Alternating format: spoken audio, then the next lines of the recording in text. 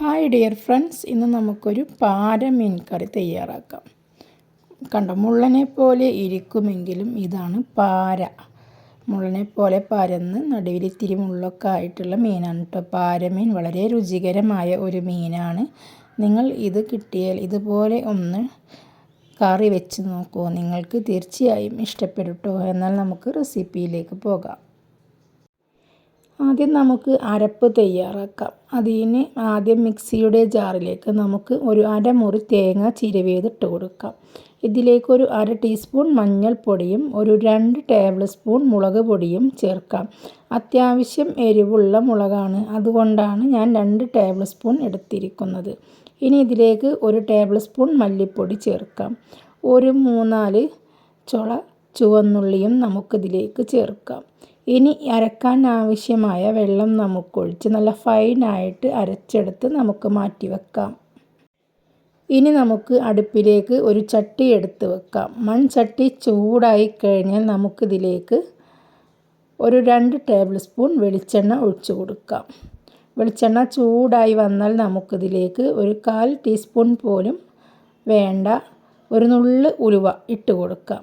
ഉലുവ ഒന്ന് പൊട്ടി വരുമ്പോൾ നമുക്കിതിലേക്ക് ഒരു 10ഓളം ചുവന്നുള്ളി ചെറുതായി അരിഞ്ഞത് നമുക്കിതിലേക്ക് ഇട്ടൊന്ന് വറുത്തെടുക്കാം. ഇനി നമുക്കൊരു കയ്യിൽ വെച്ച് നന്നായിട്ടൊന്ന് ഇളക്കി യോജിപ്പിക്കാം. നല്ല മണം വന്നു കഴിയുമ്പോൾ ഇതിലേക്ക് നമുക്കൊരു 2 തണ്ട് കറിവേപ്പില പൊട്ടിച്ചിട്ട് കൊടുക്കാം. കറിവേപ്പിലയും കൂടി നമുക്കിതിലിട്ടൊന്ന് മിക്സ് ചെയ്തെടുക്കാം. കണ്ടോ, രണ്ടും കൂടി നല്ല ബ്രൗൺ കളറായിട്ട് വന്നാൽ നമുക്കിതിലേക്ക് ഒരു തക്കാളി ചെറുതായി അരിഞ്ഞതിട്ട് കൊടുക്കാം. ഒരു 6 പച്ചമുളക് കീറിയത് നമുക്കിട്ട് കൊടുക്കാം. ചെറിയ പച്ചമുളകാണ് കേട്ടോ. അതും കൂടി നമുക്കിതിലേക്ക് ഇട്ടിട്ടൊന്ന് വഴറ്റി കൊടുക്കാം. ഇനി നമുക്ക് തേങ്ങ അരച്ചത് ഇതിലേക്കൊന്ന് ഒഴിച്ചു കൊടുക്കാം. നന്നായിട്ട് നമുക്കൊന്ന് മിക്സാക്കി കൊടുക്കാം.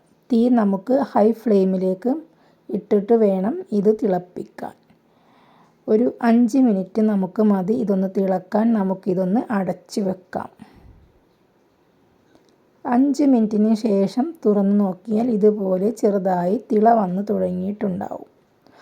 അപ്പോൾ നമ്മൾ മാറ്റിവെച്ച നമ്മുടെ ഈ കുടംപുളി നമുക്കിതിലേക്ക് ഒഴിച്ചു കൊടുക്കാം.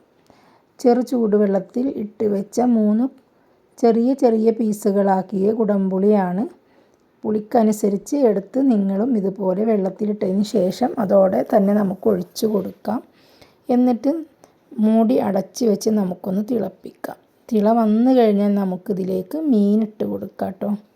മീനിട്ടിട്ട് ഇനി നമുക്കൊന്ന് മെല്ലെ പതുക്കെ ഒന്ന് മിക്സാക്കി കൊടുക്കാം. തീ മീഡിയം ഫ്ലെയിമിലേക്ക് മാറ്റി കൊടുക്കാൻ മറക്കണ്ട കേട്ടോ. മീനിട്ടതിന് ശേഷം തീ മീഡിയം ഫ്ലെയിമിലാണ് നല്ലത്. ഒരു 10 മിനിറ്റ് കഴിയുമ്പോഴേക്കും നമ്മുടെ കറി റെഡിയാവും. ഇതിലേക്ക് ഒരു 2 വേപ്പിൻ്റെ ഇല കൂടി ഞാൻ ഇട്ടിട്ടുണ്ട്. ഇനി ഞാൻ ഇതിലേക്ക് ഇട്ട് കൊടുത്തത് ഉപ്പാണ്. അതിൻ്റെ വീഡിയോ മിസ്സായിട്ടുണ്ട്. ഉപ്പിട്ട് നന്നായി ഒന്ന് ഇളക്കിയിട്ട് ഉപ്പുണ്ടോ എന്നൊന്ന് നമുക്ക് നോക്കാം കേട്ടോ. ഞാൻ ഉപ്പ് നോക്കുന്ന വീഡിയോ ആണിത് കേട്ടോ. അതുപോലെ നിങ്ങളും ഉപ്പൊക്കെ ഉണ്ടോ എന്ന് ചെക്ക് ചെയ്യുക. പുളിയൊക്കെ പാകത്തിനാണല്ലോ എന്ന് നോക്കുക. എന്നിട്ടിത് വീണ്ടും അടച്ച് വെക്കുക. തീ മീഡിയം ഫ്ലെയിമിൽ കിടന്നോട്ടെ. മീൻ അപ്പോഴേക്കും നല്ല ഒരു പാകത്തിന് വെന്ത് വന്നിട്ടുണ്ടാവും കേട്ടോ. മീൻ ഇതുപോലെ ചാറൊന്ന് കുറുകി വന്നാൽ നമുക്ക് തീ ഓഫാക്കി കൊടുക്കാം കേട്ടോ. കണ്ടോ, ഞാൻ വീണ്ടും ഇവിടെ മീൻ നിങ്ങൾക്ക് കാണിക്കാൻ വേണ്ടിയിട്ടാണ്. മീനൊന്നും പൊടിഞ്ഞു പോയിട്ടില്ല.